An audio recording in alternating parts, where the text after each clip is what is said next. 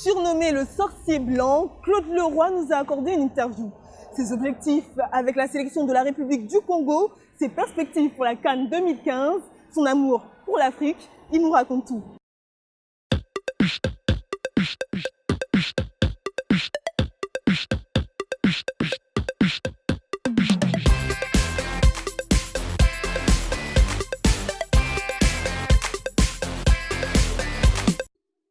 Action. Claude Leroy, comment allez-vous? Bien, très bien. Quels sont les principaux atouts de votre sélection?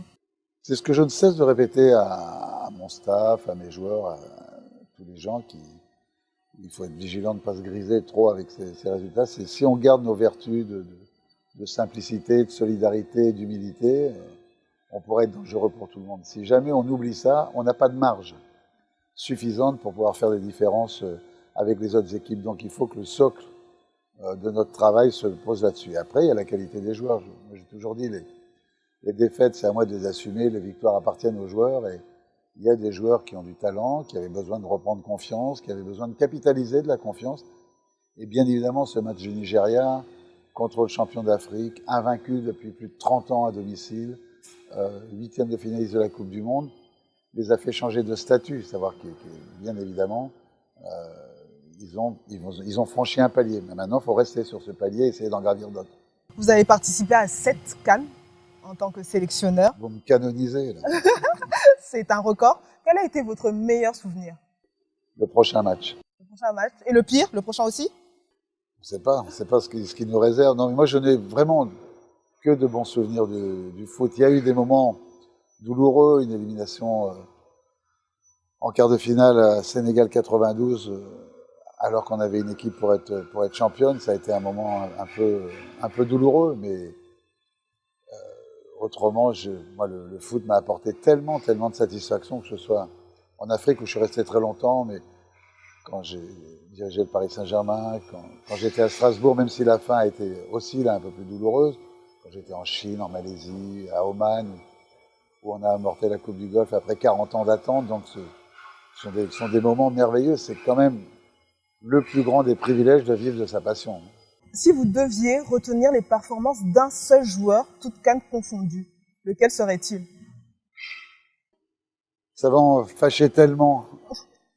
Mais je pense que le plus exceptionnel de tout ce qui n'a pas été médiatisé au niveau mondial comme il aurait dû, même si sa fin de carrière lui a permis de la reconnaissance, c'est Roger Mila, qui était un joueur qui savait tout faire et qui pouvait passer des semaines à l'entraînement sans quasiment faire une faute technique. Mais dans cette lignée-là, il y a bien évidemment Samuel Eto'o, il y a Michael Essien, il y a Georges Weah, qui lui avait permis d'aller à Monaco. Il y a ceux que j'ai dirigés en France, ceux que j'ai dirigés en Chine.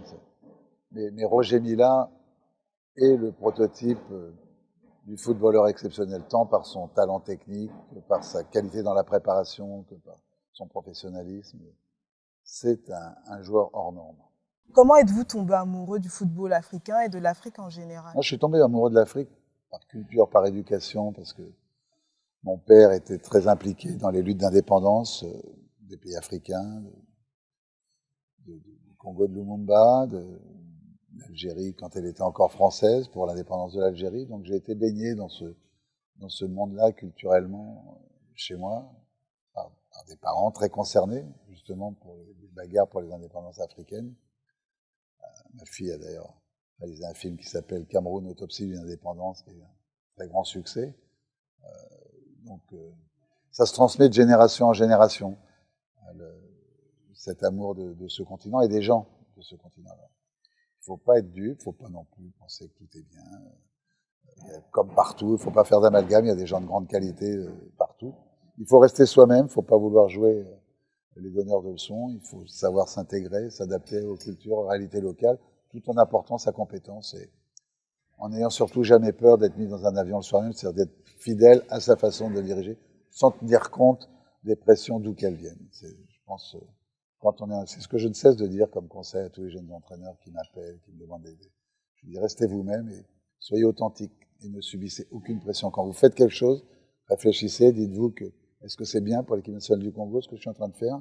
Est-ce que je suis sûr de prendre la bonne décision? Et à partir de là, foncez. Ne vous occupez pas de l'intox, des pressions, ça vous amènera nulle part.